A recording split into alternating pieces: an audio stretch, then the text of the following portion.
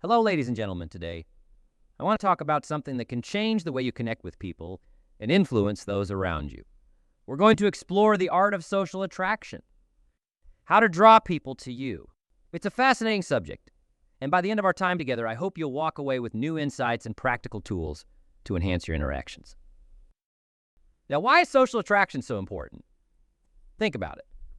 Whether you're at work, at home, or out with friends, the ability to draw people to you can open doors, build relationships, and create opportunities. Imagine walking into a room and people are naturally drawn to you. It's not magic. It's a blend of authenticity, effective communication, and positive energy. So how do we cultivate this authenticity? You start by being honest with yourself, reflect on your values and beliefs. What do you stand for? What are your passions? When you know who you are, you can present yourself confidently and sincerely, and people are naturally drawn to that kind of honesty. They see you as a beacon of trustworthiness in a world where genuine connections are increasingly rare. Let's talk about communication. Effective communication is not just about talking. It's about listening. Have you ever been in a conversation where you felt truly heard? It's a powerful experience. I recall a meeting I had many years ago. I was discussing a new project with a colleague, and instead of just waiting for my turn to speak, I really listened. I paid attention to his concerns, his ideas. And guess what? Not only did we come up with a better plan, but we also built a stronger relationship. Listening is an art. It shows that you value the other person's input. It's a way of saying you matter to me. And when people feel valued, they are drawn to you. They want to be around someone who respects and appreciates them. But communication goes beyond just listening. It's also about how you speak.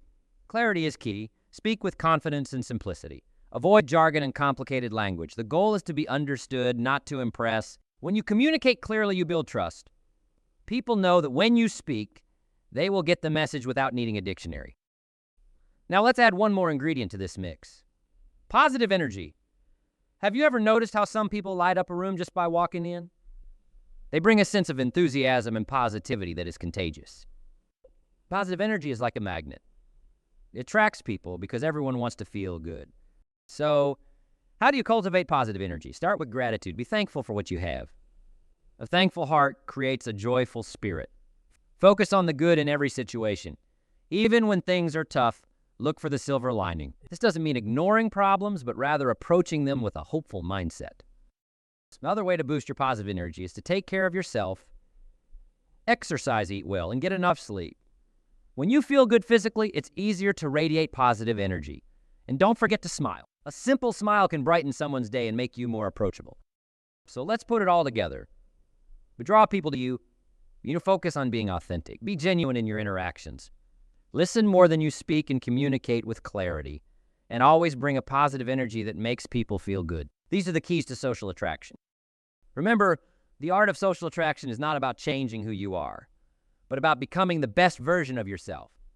When you do that, people will naturally be drawn to you. And that, my friends, is a powerful thing. Let's dive into the heart of social attraction. Authenticity, about being true to yourself. It's about letting your true self shine through in all your interactions. People can sense when you're being genuine, and they're naturally drawn to it. Authenticity is significant because it builds trust. When you're authentic, people know they can count on you to be honest and sincere. I want you to think about your own authenticity. Are you showing your true self in your interactions? Or are you putting on a facade to impress others? It's easy to fall into the trap of trying to be what we think others want us to be. But the truth is, people are drawn to the real you. They want to know the person behind the facade. So take a moment to reflect.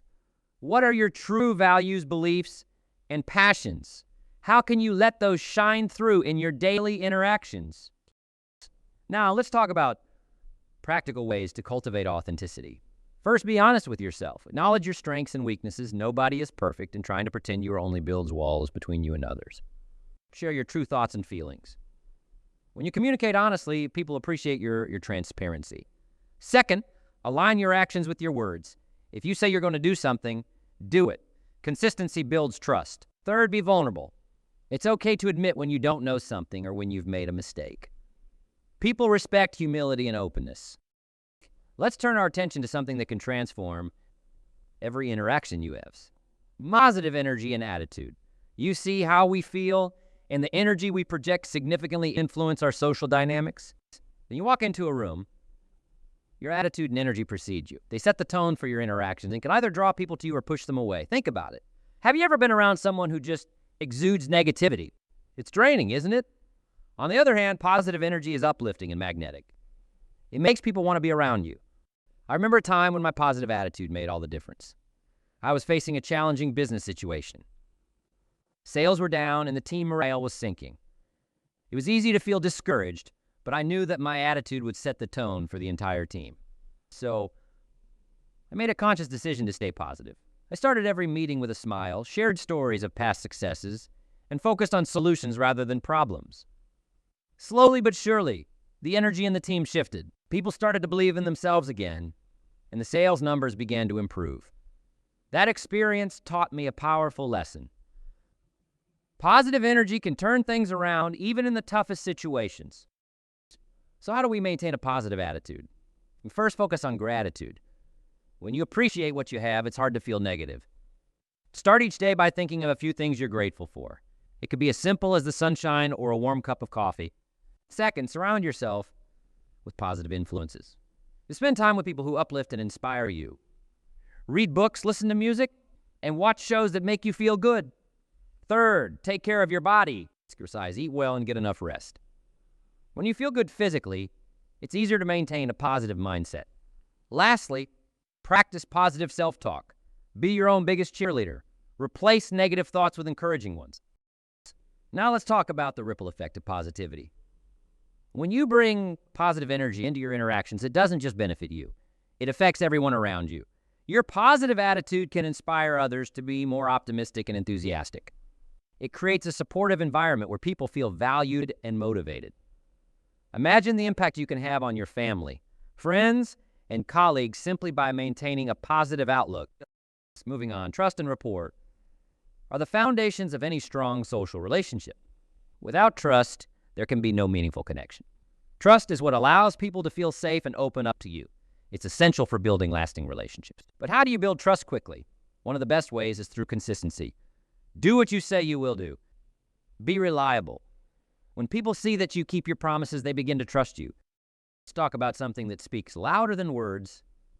Body language. You see, our bodies often communicate more powerfully than our voices. Understanding body language and its impact can transform the way you interact with others. Have you ever been in a conversation where the other person's words said one thing, but their body language said something completely different? It creates confusion, doesn't it? That's because our brains are wired to pick up on these nonverbal cues. They can reinforce or completely undermine what we're saying. Positive body language includes gestures like maintaining eye contact, smiling, and nodding your head to show you're engaged. It's about having an open posture, uncrossed arms, relaxed shoulders, and leaning slightly forward to show interest. On the flip side, negative body language can shut down communication. Avoid crossing your arms, looking away, or fidgeting. These actions can make you seem disinterested or defensive. I recall a meeting where body language played a crucial role. I was negotiating a deal, and despite the polite words exchanged, I noticed my counterpart's arms were crossed, and he rarely made eye contact. His posture was closed off, suggesting he wasn't open to what I was proposing. So I decided to change my approach. I leaned in, kept my body language open, and made a conscious effort to smile more. Slowly, he started to mirror my actions. His arms relaxed, and he began to make eye contact. The atmosphere shifted, and we were able to reach a mutually beneficial agreement. That experience reinforced for me the power of body language in influencing outcomes. Now, how can you use body language to enhance social attraction? First, always be aware of your posture. Stand or sit up straight to convey confidence. Open your stance to appear approachable. Second, make eye contact. It shows that you're paying attention and that you're interested in what the other person is saying. But don't stare. Balance it with occasional breaks to avoid making the other person uncomfortable. Third, use gestures to complement your words. Hand movements can emphasize key points and make your communication more dynamic. Lastly, smile. A genuine smile can break the ice and create an immediate connection. It's one of the simplest yet most powerful tools in your body language arsenal. Speaking of smiles, let's explore the power of a smile. Smiling is a universal sign of friendliness and approachability. It transcends language and cultural barriers. A smile can make you more attractive, convey confidence, and make others feel good. I remember a time when I was at a conference. I was feeling a bit out of place, and then a gentleman across the room caught my eye and gave me a warm smile. That simple gesture made me feel welcomed. We ended up striking a conversation that turned into a valuable professional relationship. There's something almost magical about a smile. It's scientifically proven to be beneficial. Smiling releases endorphins, the feel-good hormones. It reduces stress and can even lower your blood pressure. When you smile, you not only feel better, but you also make those around you feel better. It's contagious. When you smile at someone, they're likely to smile back, creating a positive feedback loop. So, I encourage you to smile more often. Notice how it changes your interactions. And try it today. Smile at the barista when you get your coffee, at your colleagues, or even at strangers you pass on the street. You'll be amazed at how a simple smile can open doors and create connections. It's a small act with a big impact. Now let's talk about a subtle yet powerful aspect of social interaction. The balance between being interesting and showing interest in others. It's natural to want to be interesting. We want people to be fascinated by our stories, impressed by our achievements, and captivated by our presence. But there's a secret to truly connecting with people. And it's often more about showing genuine interest in them than trying to be the most interesting person in the room. So how can you be more interested in others?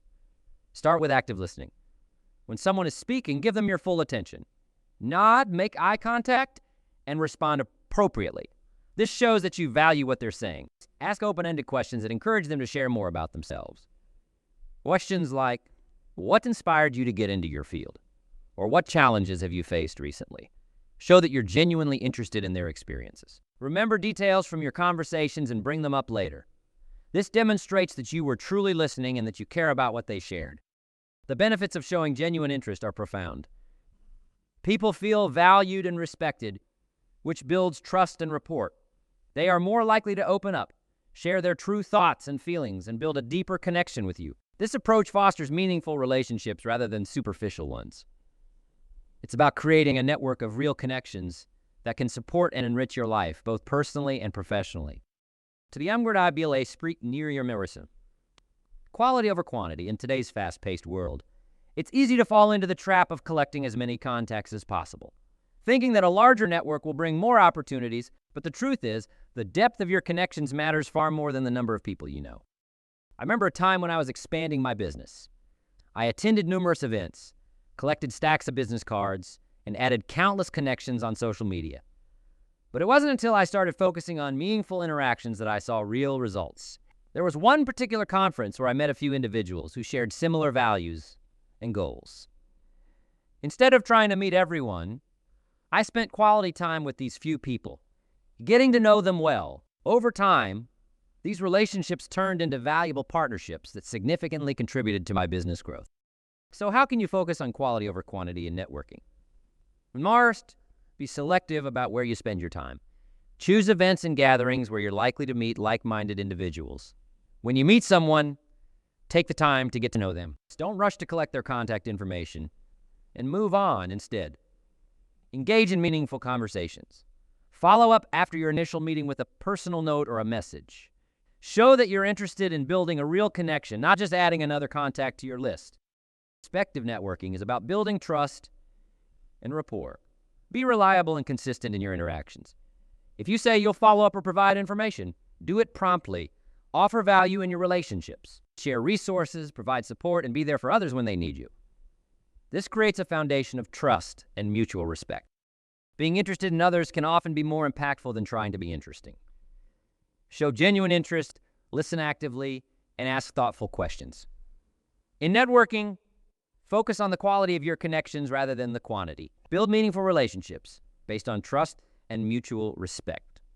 By adopting these approaches, you'll create a network that not only supports your personal and professional growth, but also enriches your life with deep, meaningful connections. Remember, it's the depth of your relationships that truly counts.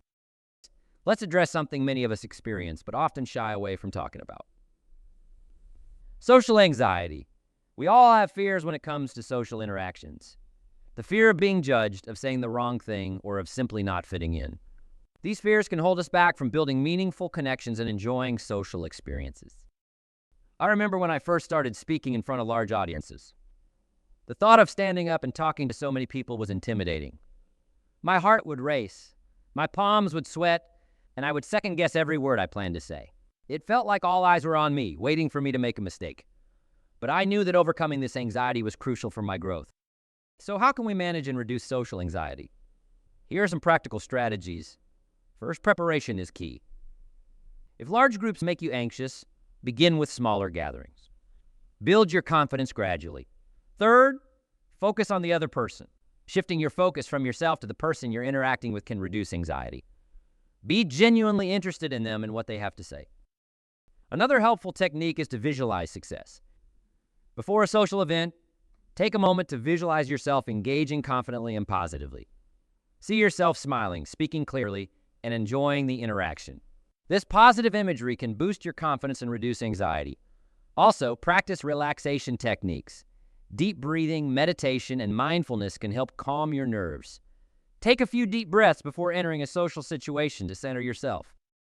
It's also important to challenge negative thoughts. Social anxiety often comes from irrational fears and negative self-talk. Identify these thoughts and replace them with positive, realistic ones.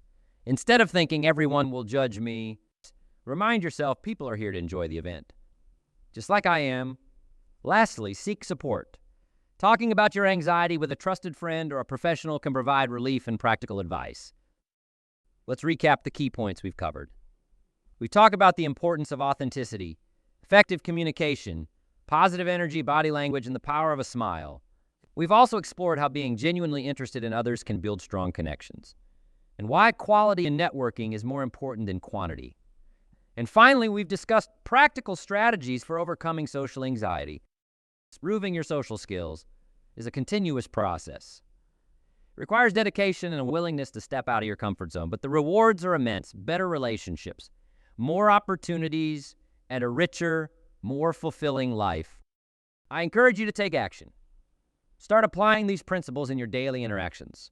Practice being authentic, improve your communication, focus on positive energy, use effective body language, smile more, and show genuine interest in others. Take small steps to overcome your social anxiety and build meaningful connections.